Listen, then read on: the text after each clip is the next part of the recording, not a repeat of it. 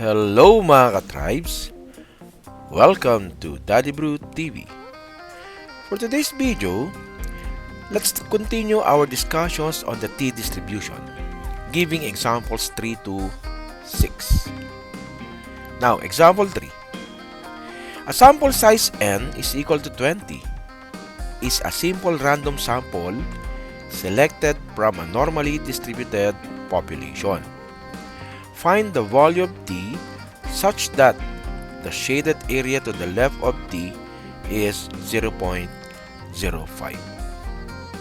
Now, for our solution, first, let us find the degrees of freedom or the df. So, using the table of degrees of freedom, d of f is equal now to n minus 1. That's the formula, where n is 20. So, 20 minus 1, therefore, our df is 19. Next solution, let us sketch the t-distribution. Now, since the t-distribution is symmetric about 0, then the area to the right of t is 0.05. And to the left of t is also 0.05.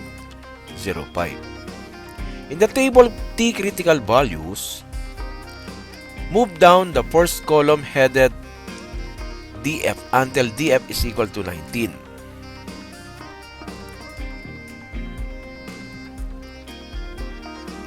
Move to the right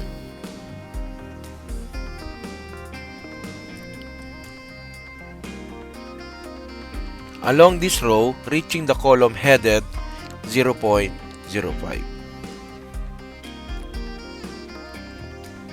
So, t now is equal to 1.729. Since we are interested to the area at the left of t, hence the negative value. Okay? Next, example 4. Suppose you have a sample of size n is equal to 12 from a normal distribution. Find the critical value that corresponds to a 95% confidence level. Now, for our solution, find the degrees of freedom or df, where df is equal to n minus 1. Since n is equal to 12, therefore 12 minus 1 is 11, and that is our degrees of freedom. Second step, since the confidence level is 95%, let us determine the value of alpha. Given the formula 1 minus alpha times 100% is equal now to 95% confidence level. Simplifying it, we have 1 minus alpha times 1 is equal to 0.95. Therefore, 1 minus alpha is equal to 0.95 and alpha now is equal to 0.05. Dividing this by 2, since we are working on two tails, so that is now the value of the critical value, which is 0.025. Now, let us sketch the t-distribution. Since the t-distribution again is symmetric about 0, then the area to the right of t is 0.025 and to the left of t is 0.025. Therefore, the value of t is 2.201. Now, again, where do we get 2.201? Now, let us use the t critical values. Now, move down the first column headed df until you reach 11, where n or the df is 11. And then, move to the right along this row until the column headed 05 for two tails is reached.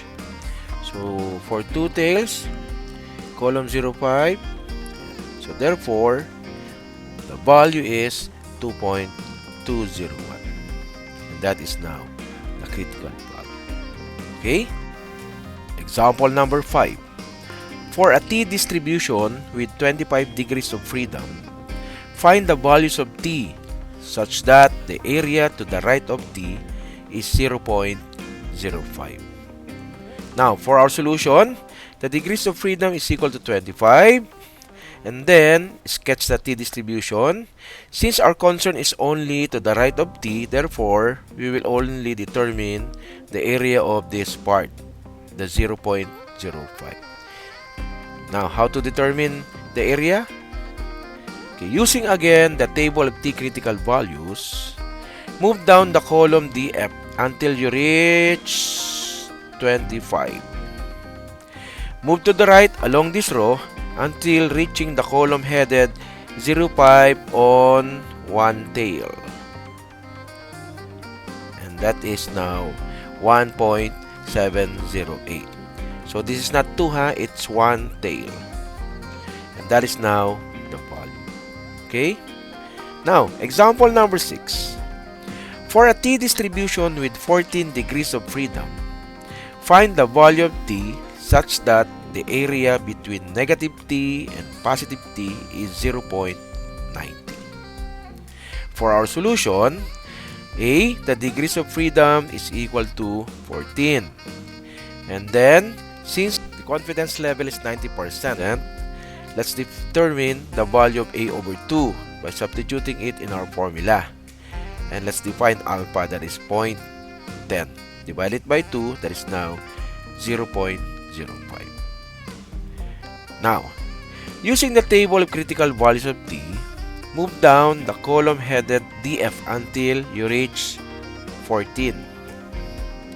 Move to the right along this row until reaching the column headed 0.10 for area in two tails. So therefore, the critical value now is 1.761. Thank you for watching. See you on my next video. Please don't forget to subscribe. Bye.